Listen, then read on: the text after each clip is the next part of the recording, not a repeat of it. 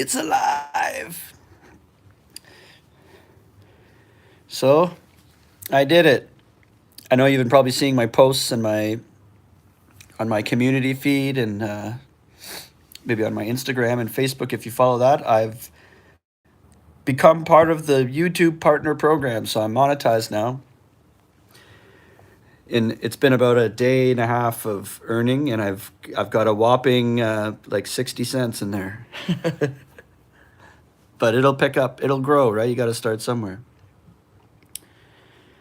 And hey, Don, it's going good. This is the first live stream since I was been monetized. Yeah, thank you.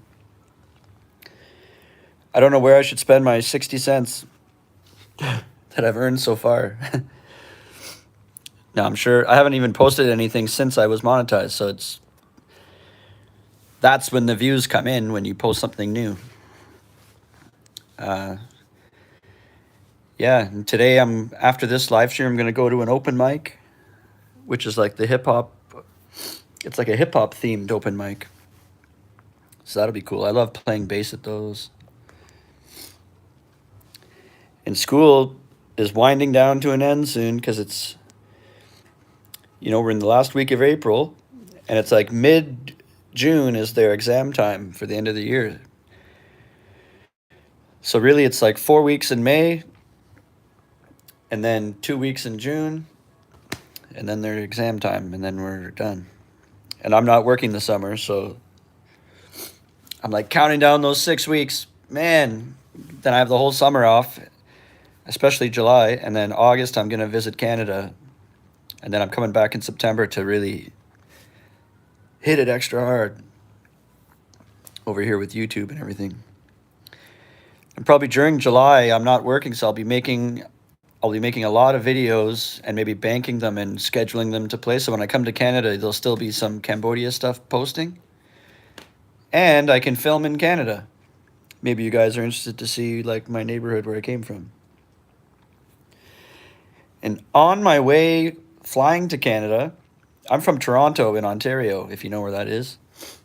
It's kind of like middle of Canada, a little bit to the east and south. Oh my God, Lars, you're the first one. I don't know if you can see that. Thank you, thank you, thank you. Lars just sent me 99 pence, right? It had a little pounds symbol, 99 cents in the UK. Thank you. I really appreciate that. You're actually the first, you're going down in history as the first person to ever send me money ever. Wow. I never thought anyone would really do it. I thank you so much. But yeah, I was saying when I fly to Canada, I'm not going directly to Toronto. I'm first landing on the west coast in BC, so British Columbia.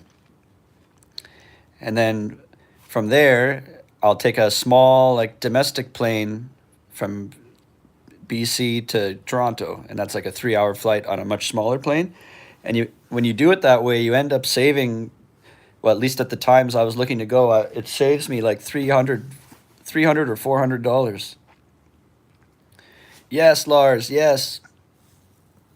Are you Danish by chance, Lars? Your name looks Danish. Oh no, you just put a bunch of flags.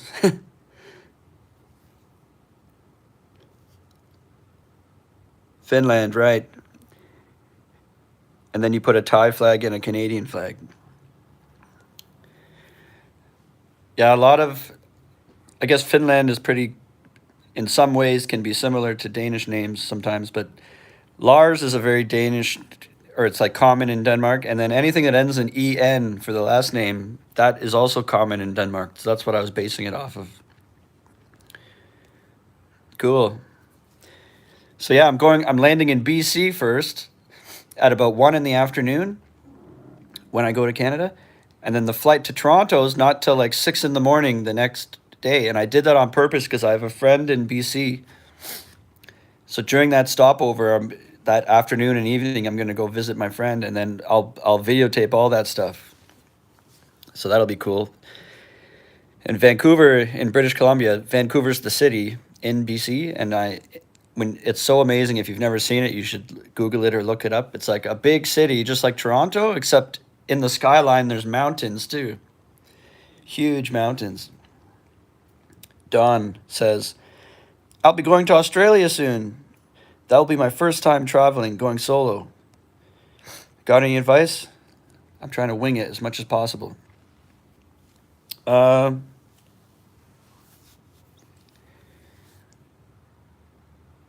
I don't know. I like being alone. I like traveling alone. I'm a weirdo that way. Like I'm very, very independent and introverted. My social battery is very short. It's like even if I'm having a great time, I can't wait to go home and be away from everybody. Like that's how I always feel. So like it really suited me really well to travel alone. So I don't know, like maybe you're asking for advice on what do you do if you start to feel lonely sometimes or the odd day. I don't know. Check out what I would do is like make sure you join local Facebook groups. Yeah, well, if you're a shut in too, it'll suit you well. But you know, even though I'm a shut in, you want to sometimes you get sick of your own living room every single night, right? So you can go on Facebook and search for groups and groups of about things that you're interested in or things happening in your local area, and then you can often there's people out there organizing events and meetups for people that are new in the area, as you can go join one of those. And there's no harm, you know, you show up and if it sucks, you're like, well, I gotta go, and then you just go somewhere else or whatever. For me, what I look for is open mic nights because I'm a musician. And I did that here, and that led to me. Now I play in two bands, and I'm doing gigs for money. And like I played, if you look at my videos, like 2 weeks ago, I played on a tropical island for Kamai New Year, packed show. Everyone's in bikinis, and like it was like an amazing. It was like a dream.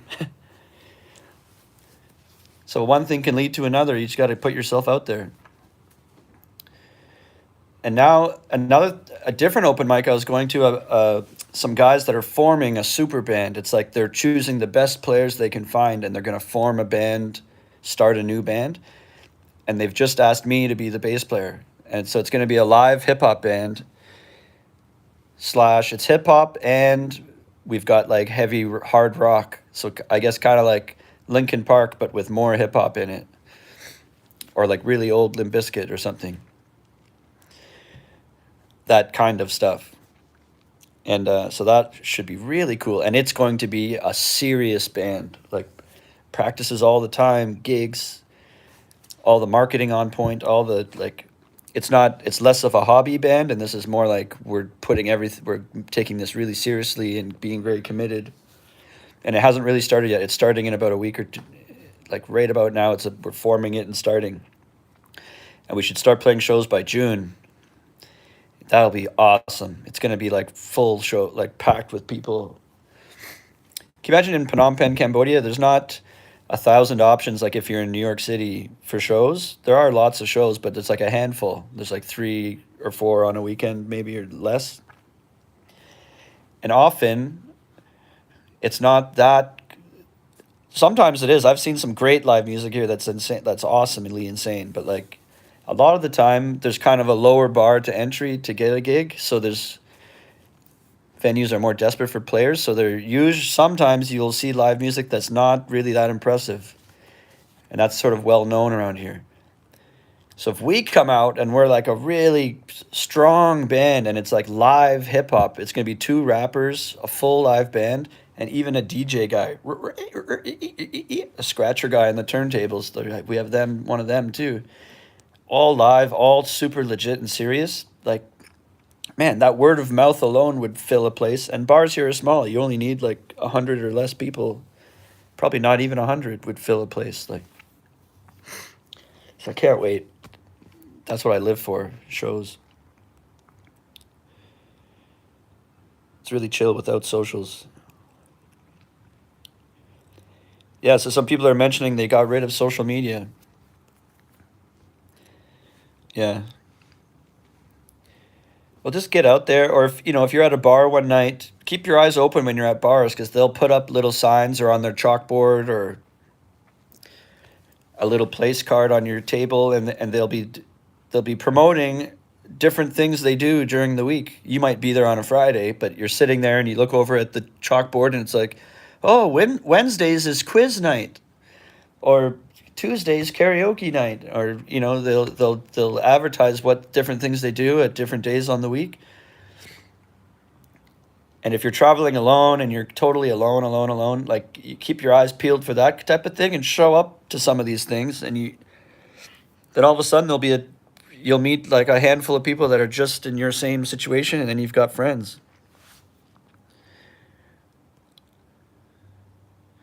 Who does your school buy health insurance through? Someone asked.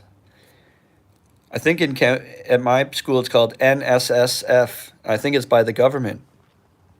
So they don't use a company. I'm like on a social, it's like the standard one everyone has. When I went to go get the card for that, NSSF, it was like all Kamai people. I was the only one there. So it's like the health coverage that everyone has here when you have a job. I had to sign with my fingerprints. They made me put my fingerprints into an ink pad, and it was so official. So I'm covered by the government for health, I'm pretty sure. I don't know if it's the government, but it's like an all NSSF. I guess you could. I can't look it up because then I'll have to exit this live to use my phone to Google something. But the letters NSSF. NSSF. If you look that up, that's what covers me for health. Yeah, hostels are a good gathering place, but you never know. It could be awesome. Like the people that are there are often only there for 1 or 2 nights. So some of that is luck. You might show up when the day after a bunch of really cool people just left, and then you didn't cross paths. Or the other way around, you arrive at the same time as a bunch of awesome people. Like, so you never know. Or you get there and you meet some awesome people and they're like, oh, we're just leaving. And you're like, oh, crap. That's the other thing about making friends here that some people don't like. I don't mind, again, because I'm pretty independent. But almost 100% of people here are not going to be permanently here. Even if they're long-term like me. Like, I'm probably not going to live here for every year of my life all the way till the end of my life. You know what I mean? I don't know what I'll do, but like probably not. And a lot of people are here for only a month or 3 months, or maybe they're giving it 1 full year and they like it, so they'll stay another 2 years or something. But it's more, the longer and longer is more rare and more rare. Like, so someone staying like 20 years is less common. So my point is, you start to make some good friends, and then, I'm going back to the UK. It was nice to know you. And then, so like, that's a common thing here, not to get too attached to people, because they have to go home at some point, and then they're not here anymore. So we got some more people in the room now. There's 5 people here. I don't know if you saw that earlier, you guys, if you were in the chat or not. But I had Lars Lekin from Finland. He sent my first super chat ever, which is when you send like a donation to my channel. You can do it in this chat. And I don't really know how it works. I was reading about it now that I'm monetized. I think there's ways you can also like send a little bit of money and you get a special emoji, or you get a little sticker or a little animation that now you have that, and you can post that in the chat, and it kind of shows that you're a special member because nobody else has that GIF or animation. It shows that you're a strong fan because you have one of those special GIFs or stickers or emoji or whatever. But I can't see where those are. Like, I read about that, but I don't know how do you do that? When Lars sent it, there wasn't any special. Oh, well, there was an emoji. There was an emoji with sunglasses when he sent it, actually. I'm scrolling up now. It looked just like a normal yellow smiley face with sunglasses. But I think you can get really unique ones and animations, too. So, Big Jed. Hey, Tom at CM Reap. Sitting with Dave Does Cambodia and Kelly from Ottoman Asia. Wow, that's awesome. I can't believe you guys are watching me. So that those people are all the channels that I was watching like before I came to not so much. I know Autumn in Asia now, but that's not one of the ones I was watching like 2 years ago in Canada. But For Real and Dave Does Cambodia, and I don't know if I've even told Dave this, but I guess you're watching me now. I was watching Dave's videos, dude, like a year before I even left Canada. So that's like all of 2020 basically. And same with For Real. I was just bouncing between those two basically. And it's so crazy how and I would watch it on my TV, which makes it more like it's someone from a TV show or something. So I've got like people I would watch on TV every single day, like as, oh, they got something new, my show is on, like I go watch my show and it's those guys, and now they're like talking to me and they know my videos and stuff. Dave, hey. Yeah, and I remember, and I would watch all the videos. It's cool. It's unreal. I wish I was in a better place right now that you're watching. It's just like a blank wall in my apartment behind me. Sometimes I like to be out at a location, or something's going on, so that there's a background ongoing action I can like talk about if we run out of topics to say or whatever. But wow, that's so cool. Lars, 124 days and I'm in Cambodia for a month. Yes, Lars. Careful. Some people have said, yeah, I've lived here for like 4 years, and when I came it was only supposed to be a month and a half. And well, I'm still here, right? So you might fall in love. And so Big Jed says I should hit up Ryan from Itchy Feet. I haven't met him in person, but I've messaged them because he's I don't know if for other people that haven't seen Itchy Feet on the Cheap, it's a guy, Ryan, who runs that channel, and his wife or girlfriend, his like partner, is also in the videos sometimes, and they're from Toronto. That's where I'm from. So when they mentioned that one time, oh, thanks, Dave. I know Dave says congratulations to me for being monetized. Thank you so much. It was really tough too because it took over a year. Oh my God, Lars, thank you. Again, Lars is hooking me up. I can eat dinner tonight now. But yeah, I was messaging Itchy Feet on the Cheap. They mentioned in one of their videos they're from Toronto, and I messaged them like, oh my God, I'm also from Toronto. That's so crazy. And they said, whereabouts? And I told them like my street and my neighborhood. And apparently Ryan's partner, like his girlfriend or wife or whatever, she's lived on the same street as me when they lived in Toronto. I think not at the same time, but so we're like from the same neighborhood in Toronto. Yeah, he's really funny too. If you've never seen Itchy Feet on the Cheap, for other people here watching that haven't seen it, he's got his own style of humor that's really good. It's like off the wall. It's not it's not predictable. It's like funny in like a really interesting and different way. It's cool. It's a CM Reap YouTube party.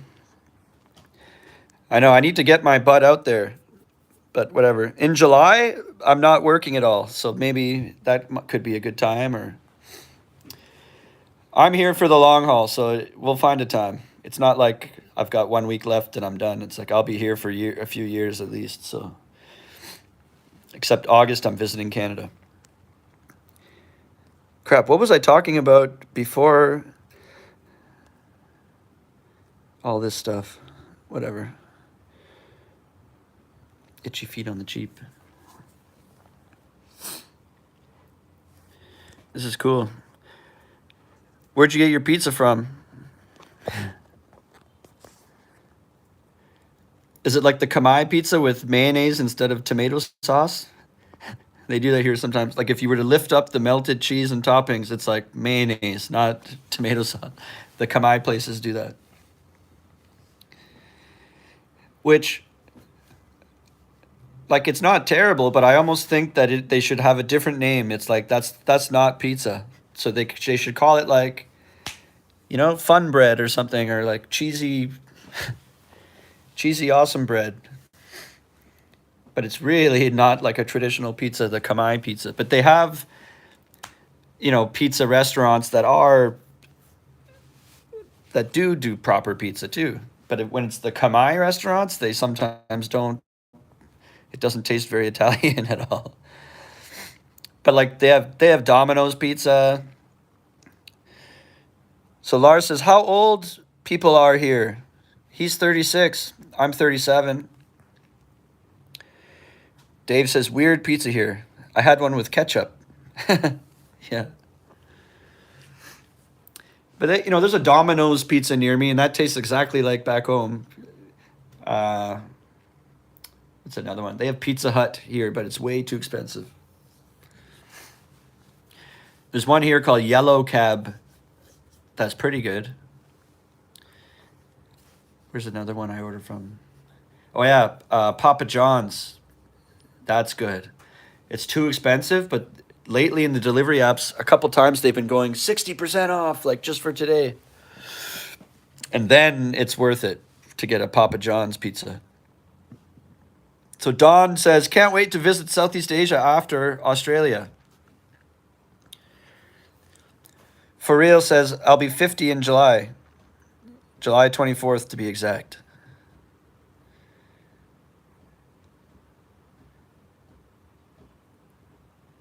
All right. Thank you. Thank you. People are saying congratulations. Oh yeah, that's what I was going to talk about. I was going to get into how about me getting monetized, and then a bunch of people I know came in here and I got all excited and talked about other stuff. Yeah, Dave says there's a Dairy Queen and Burger King as well. We have that in Phnom Penh too. But yeah, getting monetized, it was a real struggle. Like, you see me posting videos all the time, and I'm having a really positive experience here. It's all so great, and then all of a sudden he's monetized. It's like, wow, it's so easy. He just goes there and walks around, and now he's monetized. It's not like that. It's like really a battle. It was really hard, I thought. And it was going well for me, but then I started posting videos around last year in January, maybe, or just before New Year's, like just before January. And for some reason, when I first started that first month, maybe because there was not many people here, it was still around COVID time or whatever, but I had a huge burst in watch time and views. And because that was my first few videos, I had nothing to base it off of. I didn't even realize that was the first few videos. Oh, so this is what's normal, I thought. And then February and March come, and it just went totally down to like barely nothing. And then I continued the whole year and fought my way up. And I'm trying to get to 4,000 hours of watch time so you can qualify to get monetized. And I had like 3,700, like getting very close around January this year. So I'm like, I'm almost there. And I didn't realize that after 12 months, because the 4,000 hours is only in your year to date, only in the last 12 months, right to the day. Anything older will be subtracted from your score. So think about that. And I had told you that first January, I earned about 1,000 hours in 1 month. So I didn't make it to the 4,000 before the next January. So as I made my way through this January of this year, every day I'm watching like 400 hours, like maybe not that many in a day, but like 50 hours would drop off some days. So I'm working hard. I post like 2 videos in a week and do a live, and I'm like, oh, this has got to make an impact. And my thing goes up by only like 5 hours because, maybe I had earned like 35 hours, but last year was subtracting 30 off. And then you're left with the sum of only 5 left. So like, it's like taking 3 steps forward and then they subtract me 2 steps back.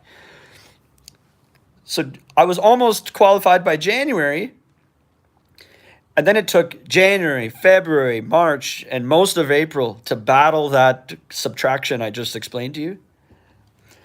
And man, what does that do to you mentally too? Like you're like, oh, like you were so close, and then you just watch, and then I work hard and edit. I'm doing all of it for free.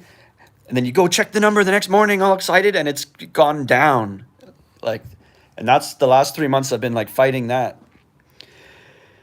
And so it made it extra special, like to hit the mark, you know. I was like, yes, because I really pumped on the gas like in the last few months. I tried. That's why I've been doing a lot more lives because that really helps the watch time. But I really love how it's making a community. Like now you guys come in, you've been in a bunch of my lives. Hey Tom, how's it going? Really good. Like Ismail Mean here. Hi Tom, regards to you for monetary authorizations of video. Thank you. And I see them in my commenting on a lot of my videos and in my lives a lot. So like I really appreciate you guys. I couldn't have done it without you. And it's so awesome how you're showing up to all the lives. Like it makes me believe that it's true. I was kind of worried too that I might not be the most, you know, entertaining presenter because when I do my videos, I'm not like, wow, have you ever wanted to come to Cambodia and do. I'm not, you know, I don't like fake all the enthusiasm, which I thought might be needed to be successful. And I'm just like, I don't play that. I don't do that, right? I'm just like, here I am. Check this thing out. Oh, I just talked to you like you're standing with me or something. And I would just hope that people appreciate the sincerity, you know, and it might take me a longer time, but I'll have a more solid people. And I'm trying to stay with my belief in that. And, you know, I do believe it still because you guys are coming through for me. And it's really awesome. And I won't be a faker ever. So stick with me and I'll show you the real deal.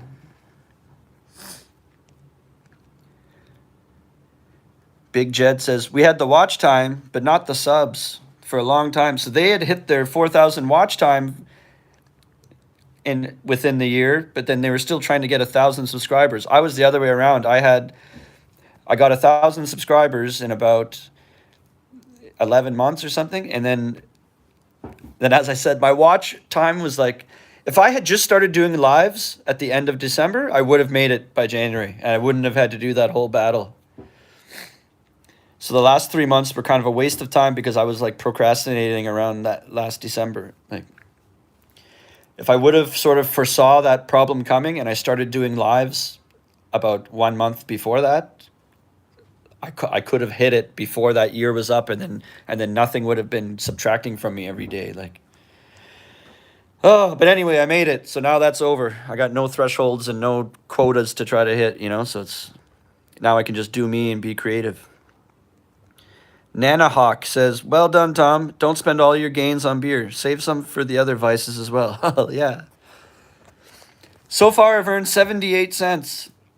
So what color Gucci's should I buy? I don't know. Like, but you know, the reporting on YouTube, when I look at the analytics, it's 2 days behind.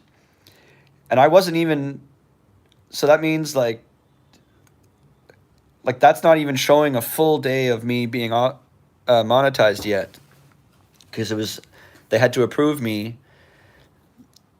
I forget, I don't know the exact hour that I was approved, but I think that only caught, that 78 cents is only like half of a day, I think.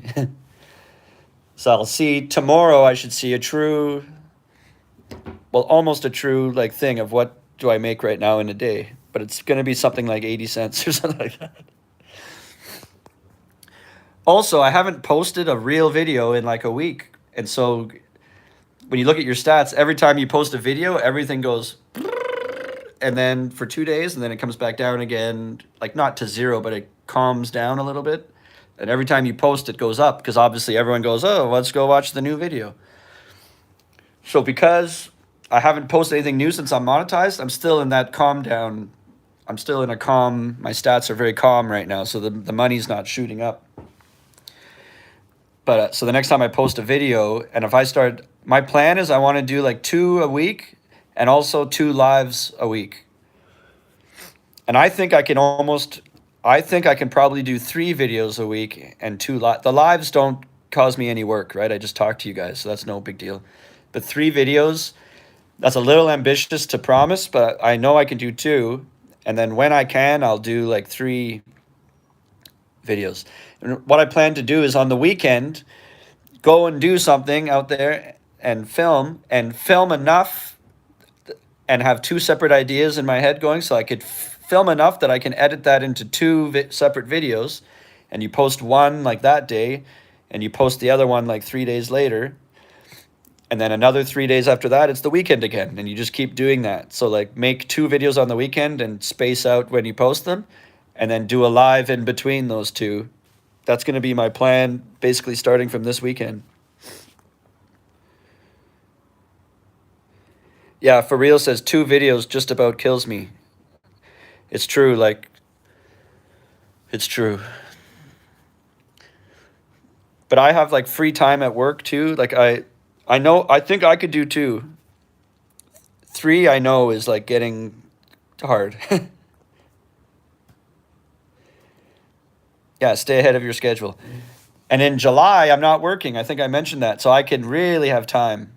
I could make a video every day, but then not post them every day. You know what I mean? I could start to bank. And then when I go to Canada, they can continue posting. And then I'll also show you a couple videos in from Canada too. 2 is really good for channel growth, for real says. I'm loving this advice. This is like my heroes talking directly to me, telling me what to do. Like I know you guys aren't big-headed, or you don't think that of yourselves, but man, I used to watch you on TV every day, like for a year straight. So it's crazy. Crazy for me. No need to be so rigorous in your targets. I remember Cambo Vlog says he was going to post food vlog every day. That's about 4 days. Yeah, I know. If I feel tired, well, you can, because you could film enough. Like if I walk around filming even for 2 hours and my videos are only 8 minutes or so, like I could almost make 2 videos out of a 2 hour walk or something. You know what I mean? And I have some days at work, like Tuesdays, I have 3 free periods in a row. So it's just the way my schedule is. I have like, so on Tuesdays, I have 3 hours straight of just sitting doing nothing. So I often on Sunday or Monday try to film a lot, and then I bring my stuff to work. And when I have all those free periods, I'll like edit videos while I'm getting paid as a teacher. Like, I'm also getting faster at editing. I figure out little ways to do everything quicker, and also like the step by step that I do when I edit, I have it now. I do it the same way every time, so I'm not like, oh, what should I do next now, or what da, da. I'm always like, okay, get all the files in there, next do this da, da.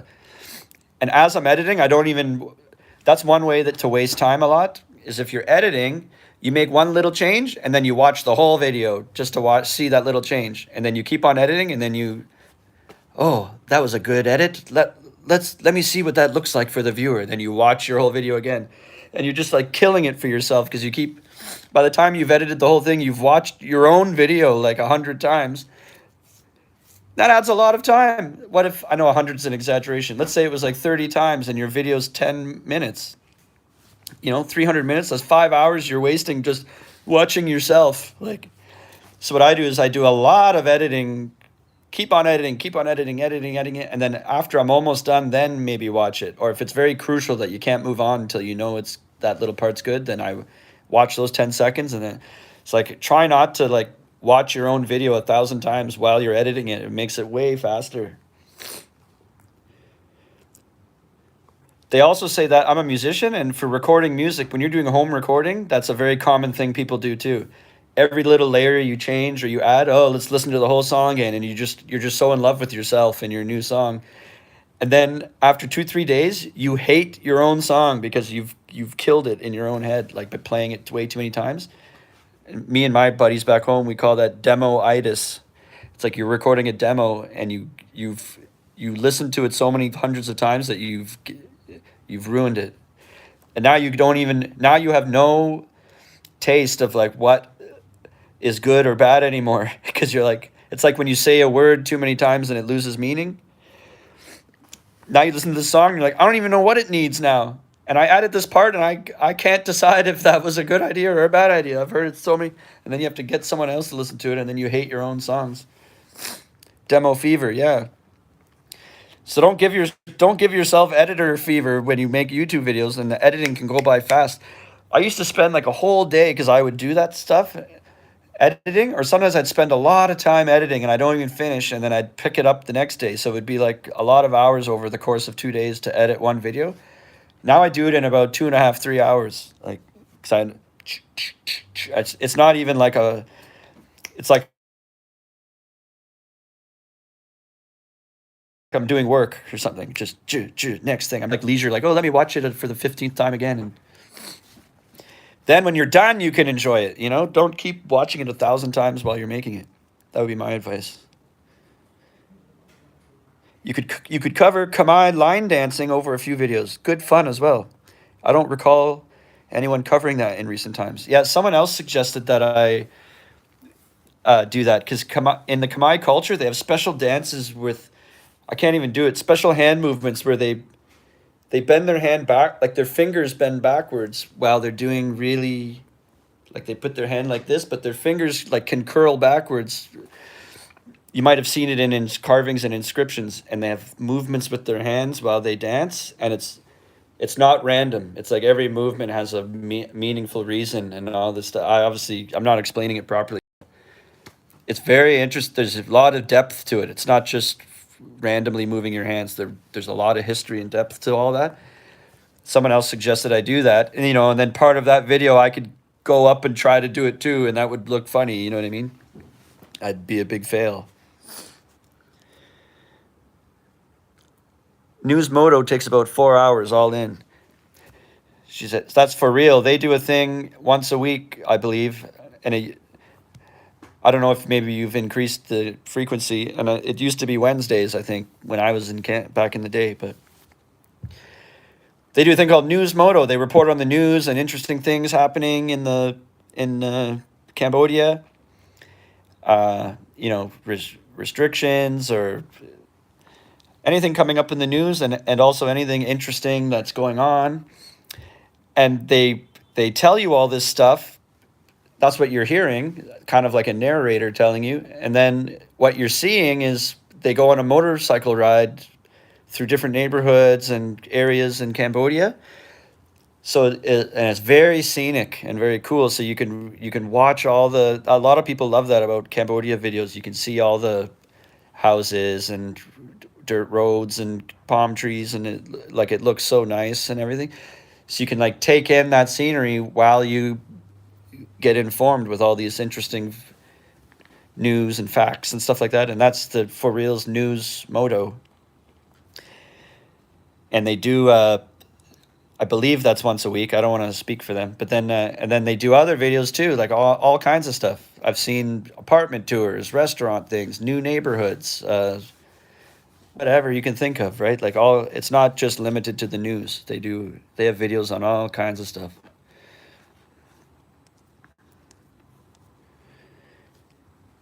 Dave says, it's like when all these bands come out with new stuff, but people just want them to play the same songs from 30 years ago. Yeah, like, how do you think Oasis feels when people yell, play Wonderwall? Play Wonderwall. They probably just want to pack up and leave. Like, they don't want to even be there. So Lars says, how long have you lived in Cambodia? I got here in December of 2020. So what would that be? 5 months later was 2 years ago. Wait, 2020 or 2021? Yeah, sorry, 2021. Freebird, yeah. Sorry, it was December of 2021. And then 4 months or 5 months later would have been April. So like right now. So it's been a year and 5 months for me. 1 year and 5 months. For Real says, yeah, that sums it up very well. Yeah, when I was describing the types of videos and what Newsmodo is, she said that was a good enough description of that. Okay. So they say, hi, teacher, I'm doing my homework and listening to you at the same time. Oh, one of my students. Are you doing my homework? Are you from 8N? I got evaluated today at school. Oh, we could talk about that. So as a teacher, sometimes they'll come in and sit in on your class, like the principal, or at my school, different people do it. You have different evaluations where different people watch each time. So like the vice principal is one of them. And the other one, the main two, is the vice principal and the head of the English department. But they'll do them at separate times. And at my school, the vice principal is very strict and detailed and like very good though. Like it pushes us to be better teachers and stuff. She's great at her job, but when she's evaluating you, it's way more high stress in your mind because you know she's so picky and really watching you closely. And then the head of the English department, they're also marking on a whole rubric and everything like that. And she's a bit more relaxed and like not as strict. And it seems like she focuses more on, do you have a good rapport with the students, and are you the overall vibe in the classroom while you're teaching? Do you look organized? Do you have your things together and everything? And so today I got evaluated, and it was the English department, so like the nicer one, the head of the English department. The other thing is, some of these evaluations are a surprise, like they don't warn you. Or they might say, sometime in the next 2 weeks, we're going to pop in and watch you, but they don't tell you which lesson, so you can't get like super prepared just for that one time because you don't know which one. And then sometimes they do schedule it. They call it formal and informal. If it's informal, they just pop in. Formal, they plan a date. So today I knew she was coming. It was formal, and she's the more relaxed one, so it wasn't so scary. But yeah, they sit at the back of the room and then watch you teach, and they're filling out a marking rubric, watching how you handle everything. And then, a student acts up or they didn't bring their books, or they walk in late, and they watch you, how you handle that. You can't just be like, yeah, it's okay, just sit down. Yeah. And they want you to be like, excuse me, it's disrespectful if you're speaking while the teacher's speaking. No, man, you have to do a whole official, and then you see her at the back on her clipboard, like, okay, he's handling the class well. And yeah, it sucks. Dawn says that would make me so nervous, especially when it's the other person. I told you the vice principal. I don't even ever get stage fright because I performed a lot in my life, like as a musician, and so I almost love that. I get excited, like, all right. In my head, I'm thinking, all right, Tommy, it's showtime. Let's do it. Like I get like amped up for it almost. But even me, when it's the strict teacher, I'm like, all right, you guys ready to have a great English class? I always say that when they're watching me, and they all go, yeah. And then it's the energy in the room. And then I go to take my marker out to write, and my hand is like, like I'm on my way to the board to write. My hands are shaking, and because she's there. And I've noticed that about myself, and I'm like, I never. If you would ask me, do you think that would happen to you? I would say, no, that's not going to happen to me, but it did happen to me. And you gotta okay, get the jitters out, and then a student asks you something, but teacher, if that's true, then how come da da da da da? And then you look at them like, shut up, like don't say stuff when she's here, like don't make me look bad. But this one today, it was planned, so I knew when I had that class yesterday, I told them I'm getting evaluated tomorrow, so like be yourself, don't act any different or anything, but when I'm leading us through the lesson, don't stop me or don't call me out and be like, teacher, you showed us this already, or teacher, why are you da da da da da? Like I was like basically telling them while she's evaluating me, don't stop me and then question what I'm doing. Just let me guide us through the whole lesson, and it'll be great and positive. And they were good. Because sometimes we start the lesson with a little bit of review from the day before. And I was worried that I would show them stuff I already showed them just as review. And then they would think they're being helpful by telling me, oh, no, teacher, you already showed us this. And of course, I'm fully aware I already showed them that. But I was afraid that one of them would speak up and say that, like, while she's there. And she's like, what? He's just teaching them the same exact thing every day just for the evaluation and stuff. So I told them, like, don't pipe in from the peanut gallery saying, hey, you showed us this 5 times already, kind of thing. And it went pretty well. I didn't get my feedback yet, but the last time she did one with me, I got like 98% or something, so I'm not that worried about it. So then after the student said that, Dave says, Freebird! And that goes along with what he was saying about when bands work really hard to write new music and then the fans just keep yelling out the same one song that they know. I think Freebird is if I'm not mistaken, it's a long, really long song by Leonard Skinner, I think, right? That's the same artist as Sweet Home Alabama, if you know that song. And the classic thing about Freebird is it has this long guitar solo. I'm pretty sure I'm talking about the right song. It's kind of before my time, but I'm pretty sure I'm right about what I'm saying. So it's probably, I don't know, but it's probably like a 7-minute song or 8-minute song. You know, we're used to like 2 or 3 minute songs. So this is like the length of like 2.5 songs in one song. And I think the guitar solo alone is probably a minute and a half or 2 minutes, like it's something like that. And it's an iconic guitar solo that's really long, and it makes the song itself like extra long. And it's classic. People yell out. It's almost like a joke, even in local bars and cafes when there's some local band playing, and they're taking a few seconds in between songs, trying to decide what to do next. What should we play? They're kind of talking to each other. People in the audience will go, Freebird, Freebird. And it's like a worldwide joke that, people that know that always do that kind of thing. So that's what Dave was doing there. Yes, people yell out Freebird at totally unrelated concerts. Yeah, that's right. It doesn't even have to be that band. Like, you could be any genre of any type of band, and if you pause for more than 2 seconds and you look like you're thinking, what song should we do next? Someone will yell out, Freebird.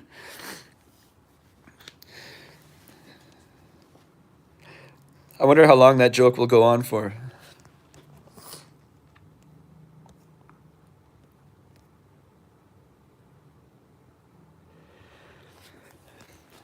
I'm trying to think of stuff I saw on Dave's channel and For Real's channel back years ago when I was in Canada to like reminisce. I can't think of any. Dave, if you're watching this and you don't know Dave's channel, he's in the chat there. It says Dave Does Cambodia. I spoke about For Real, so I might as well explain Dave too. So he does a lot of walk and talk videos, which are very interesting. It's very insightful and often gives advice about becoming a teacher here.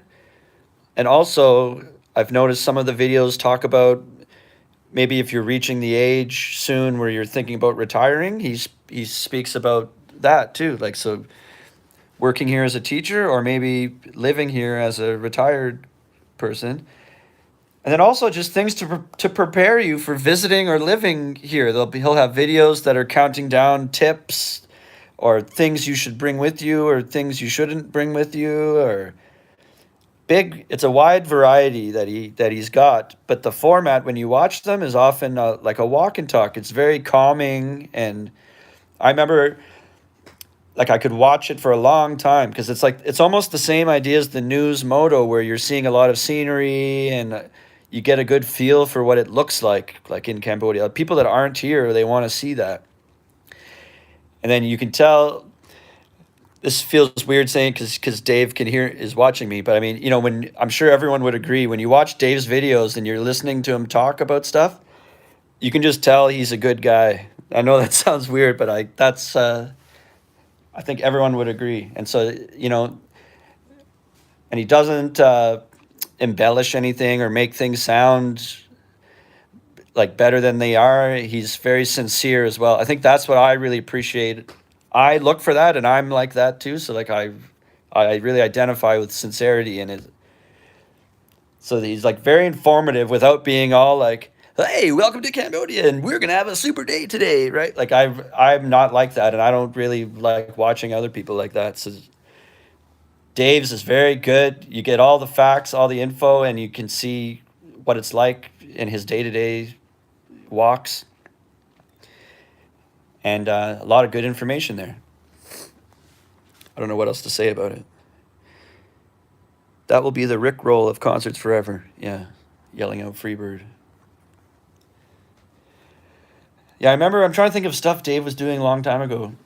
You would always talk about how, I don't have my gimbal today, or I do have, some days it would be a little bit shakier, and some days he'd have a gimbal. A gimbal keeps your camera perfectly, like a gyroscopic, like it keeps it perfectly level without any shakes.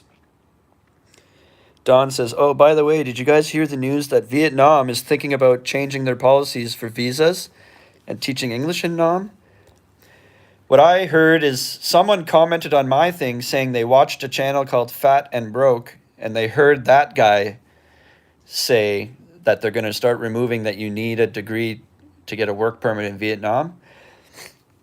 But I don't know how credible that is or what, but yeah, Dave, I appreciate you, man.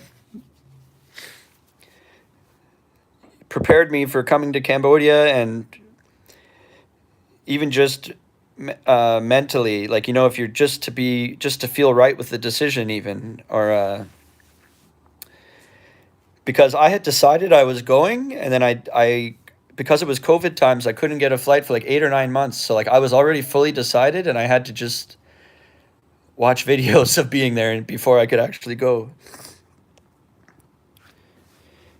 So Don says, yeah, he cited a news article from Nam in that vid. So what I just mentioned, Fat and Broke, which is a channel, they mentioned that might change their Vietnam might change their policies about how they accept teachers in the country to work. And Don Burrito saying that when Fat and Broke said that, he read it from a news article. So that does sound very credible. That would be exciting for me because I don't have a university degree, and I would love to try Vietnam for a while. I've heard that they get paid more. Teachers are paid more there, and I would really love to live near water. And Vietnam has a lot more coastline opportunity than Cambodia has some, but you can't really work. It's harder to get a teaching job close to a beach or something compared to Vietnam. But Vietnam, so I said, oh, you get paid more, but not all the schools are like where I am now. I'm at an international school right now, and I work full time, full days, like all in the same school. In Vietnam, from what I gather, from what I've heard, is a lot of people work in the way that there's many language centers that you work at, and a hiring company will organize your schedule where they're like, okay, on Mondays in the morning, you're at that language center. And then at 11 o'clock, you get on your motorbike and drive to the other language center for the afternoon. And then Tuesdays, you go to these other language centers. And so you're bouncing around from all different buildings and schools, teaching at different places and different schools. And that doesn't sound good to me. Like, I'd rather show up to work and then done and go home. I don't want to be like, have 8 different workplaces that I'm flying between. But apparently in Vietnam, a lot of the teaching jobs are kind of like that. And you're paid hourly, right? Because you're basically, at that point, you have like a bunch of part-time jobs, kind of, you have enough part-time jobs that it can fill a full-time schedule. And so you're paid hourly, and it's a much higher hourly wage than Cambodia could pay you. Commonly, like, you know, maybe that's just a general thing to say, but like, and I've never worked there, so I'm kind of just saying that off of what I've heard and seen, but that's what I believe. Bye, for real. They're off. Hard to Win says, what's up, bro? Hello, the vloggers community. Do you have a channel? Maybe go check out his channel. I've never seen it. And if you want, I've had a few people, I don't want to be like, sound like I'm, donate to me or whatever, but if you didn't hear me say before, just in the last few days, my channel got monetized. Yeah, and it was really tough. It was a big achievement for me. I finally made it. And a few people were super nice, especially Lars Lekin. He sent me money a few times. Oh my God, Cody, thank you. I will keep up the good work. It's going to increase even. I was mentioning to everyone earlier, I'm going to start posting, well, this is what I want to do. I want to do 2 real videos a week, and then spaced out, like posting them 3 days apart or something. And in between the real videos, I'll do live streams like this. So maybe 2 videos, 2 live streams. I will go on a watching spree later and hope that it gives you some money. Yes, Don. Check out my playlists if you guys want, because it's more organized. So you can find the videos I've made that interest you more. You know what I mean? Then if you just randomly watch some, you're like, well, this doesn't really apply to what I care about. But like, I have playlists that are organized into different playlists for different things. Like there's one called "How to dot dot dot." So it's like how to find an apartment, how to get a job, how to take a railway train to other cities, how to this, how to that, right? You could look at that. There's one, and then anytime I visit a city, I make a playlist of all the videos I've made in that town. So there's Siem Reap, there's videos in Battambang, there's videos tons in Phnom Penh because I live here. Kep, Kampot, Sihanoukville, Koh Rong. I've got videos in all these places, so you can check those out. I've got videos, a playlist about food, I think too, like any restaurants, markets, and then I have one on hotel tours. Sometimes if I just have one day off and I can't really do a vacation, that the night before my day off, I'll go to a random hotel and do like a video review on the hotel, so you guys can see like what different hotels are like here, like a hotel tour. Cody, man, thank you again. $5.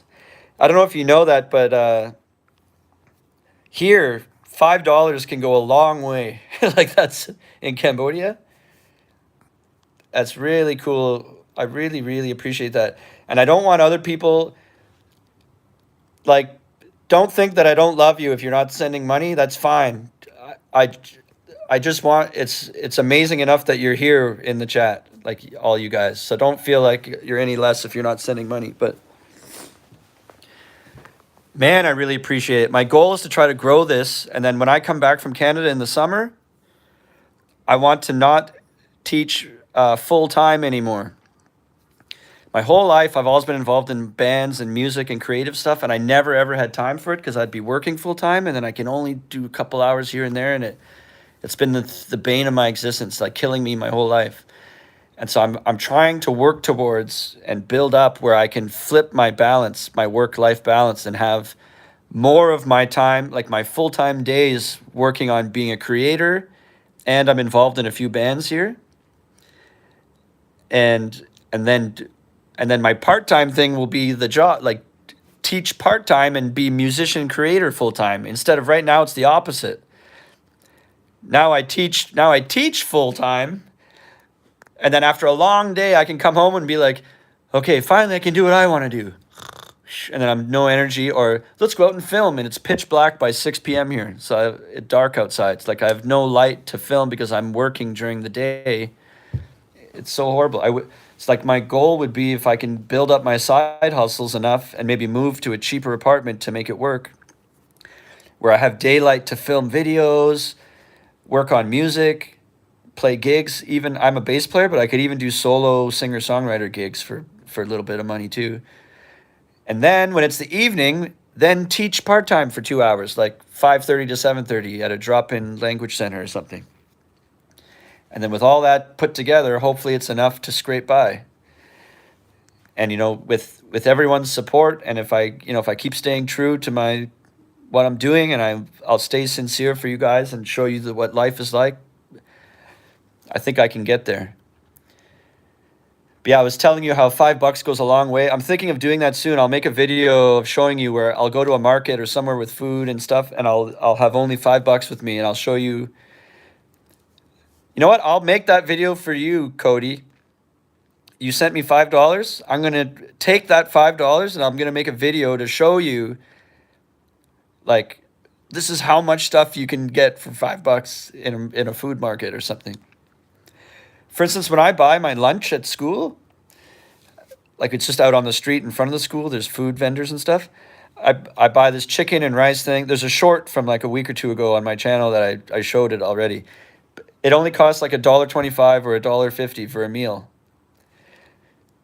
So when you send me $5, that's almost my lunch for a week, for Monday to Friday. So you've almost supported my lunches for like 3-4 days. 4 days exactly. Hey teacher, how you doing? Do your homework. My students are joining the chat here. Great live stream, Tom. We're going to drink some beer, eat some ketchup pizza, and Freebird at the local venue. Can't wait to meet you in person. Yeah, I'm going to get out there soon. This weekend wasn't working. I was talking to For Real, but, lots of time. July, I'm super free, so. Yeah, it's been over an hour now. It might be a good time to call an end to it.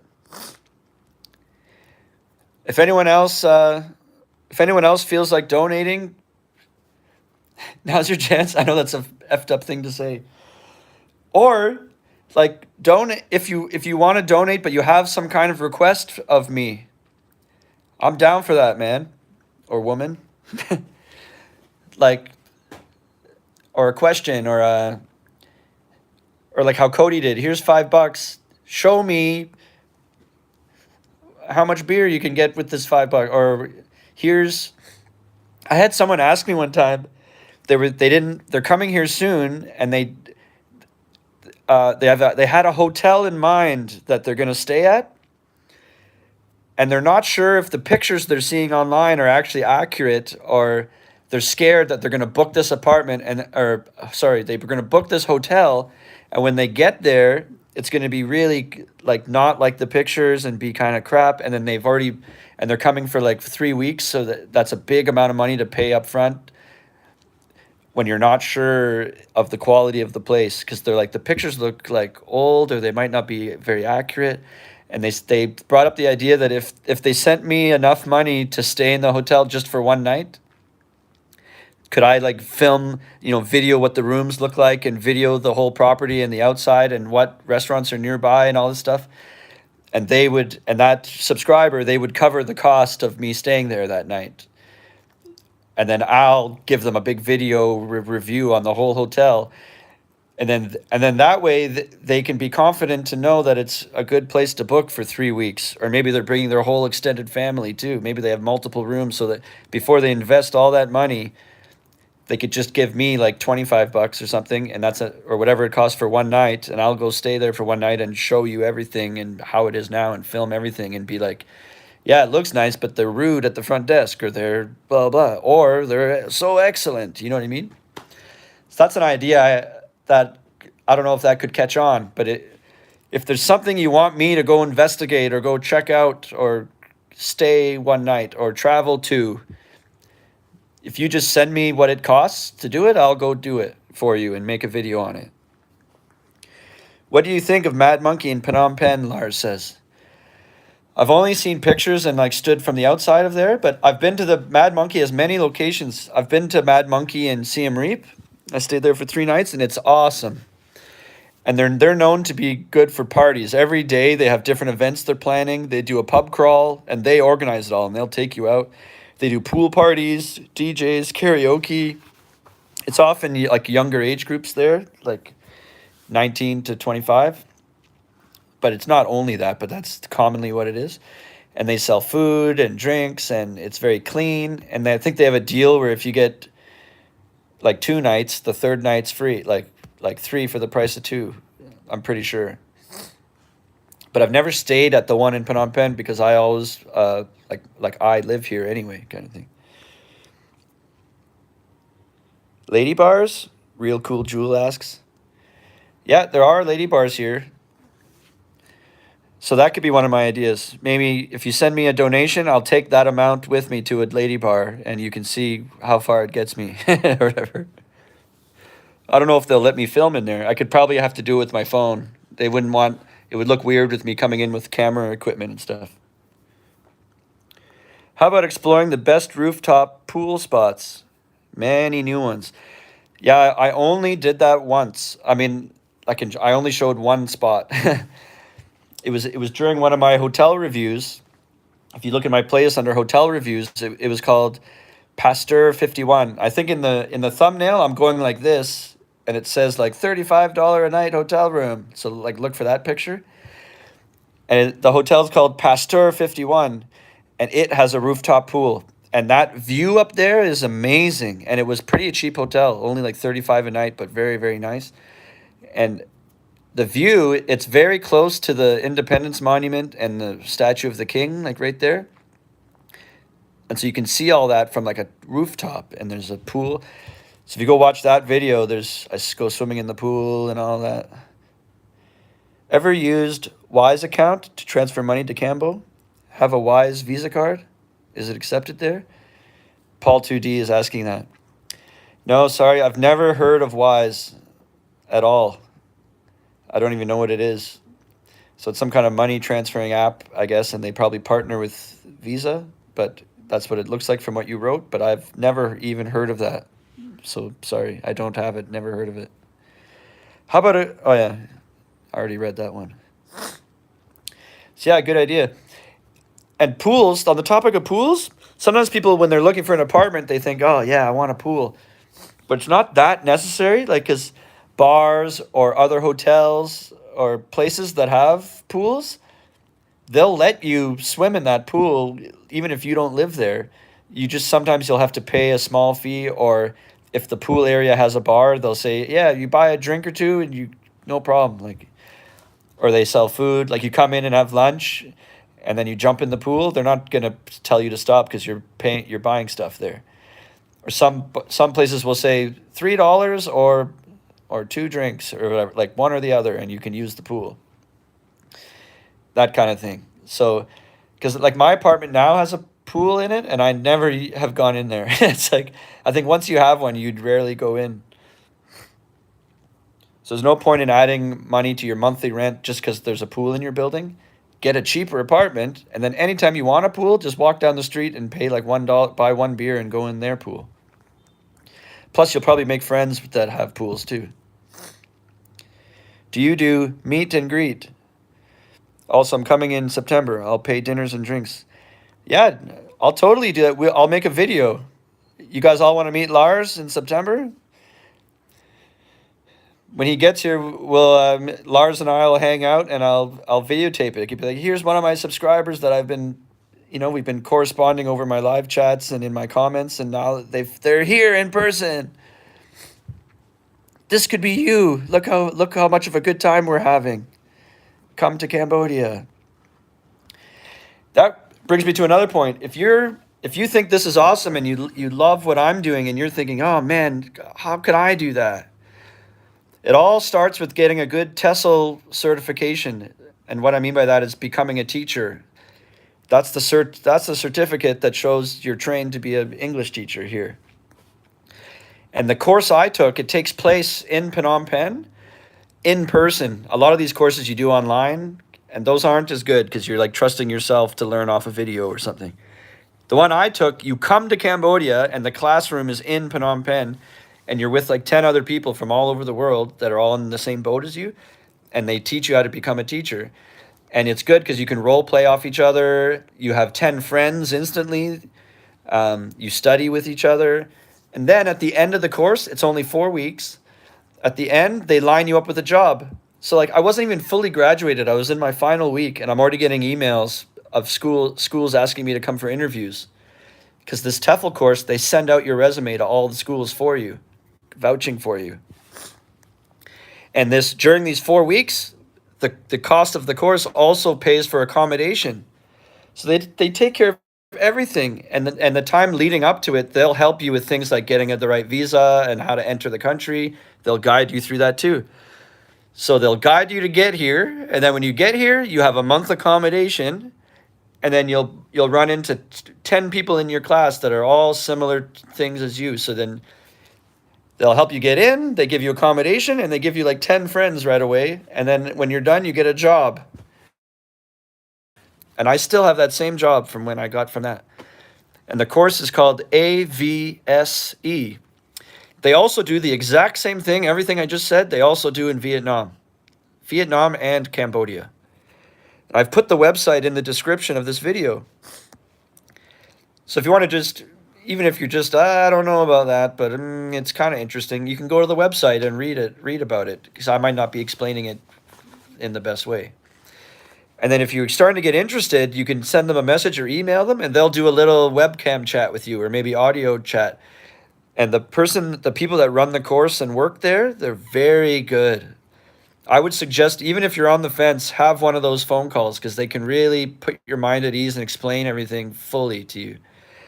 And then if you're still like, that's not for me, then don't do it then. But uh, I would really suggest, if you think this is cool, like check out that website and do a little consultation, or like send them a message, send them an email. If you don't like talking on video, you could just say that in the email. Can you just like tell me more about it in an email? I don't want to be on webcam. Like you can do that. They'll talk to you in an email. But webcam's easier because it's just like this. In real time, you can ask and answer things, right? But yeah, it's been over an hour, and I got to get to that hip hop open mic. So I think I'm gonna call it here. That's my mom. I'm really enjoying this chat. Nanahawk, what is the cost of a Tesla course? So the one I took, you got to remember though, it's including a month of accommodation, as well as all the training, and then they do a party when you first get there. It includes a lot of things. But I believe it's about 1,700 American, 1,700. And you're like, yikes, that can sound expensive to some people. But if you really look at everything you're getting, I'd still suggest go look at the website if you think that's expensive, because it does make sense more when you break it down. And there's other competitor companies around in Cambodia, and a few of them charge more than that. And those other ones are not even government accredited. AVSE, where I went, is accredited by the government. So it's a very, very strong certificate that you get when you come out. And it's recognized by a lot of schools. And then they send your resume to the schools. So when it's coming from them, that school already really believes in you. They're not weary, like, we better talk to this guy. He could be a freak or something. You're being suggested by AVSE to these schools. So right away, they already know you're coming from a good place. They still interview you, but you're already in the bag, basically, when you're coming from AVSE. So yeah, go look at my playlist, because there might be a bunch of videos there that interest you, that are from the past, that maybe you're not seeing them or they haven't popped up. And in the description, check out AVSE if you want this same life I've got. It doesn't hurt to read about it or have a consultation, right? And yeah, remember, oh my God, before I sign off here, I just want to thank everyone that donated money to me in this chat. It's unbelievable. I never thought that I'd have this kind of support. I have no words to describe. It says so far it's added up to $11.30 in this hour. People sent, like, collectively added up to that. I really, really appreciate that. I thought it would be months before anyone ever donated anything. And I'm on a slow grind to grow it slowly. And so, I can't do it without you guys. So I really appreciate it. I'll see you in the next live. Remember, how you spend your days is the way you spend your life. It's never too late to start tripping out.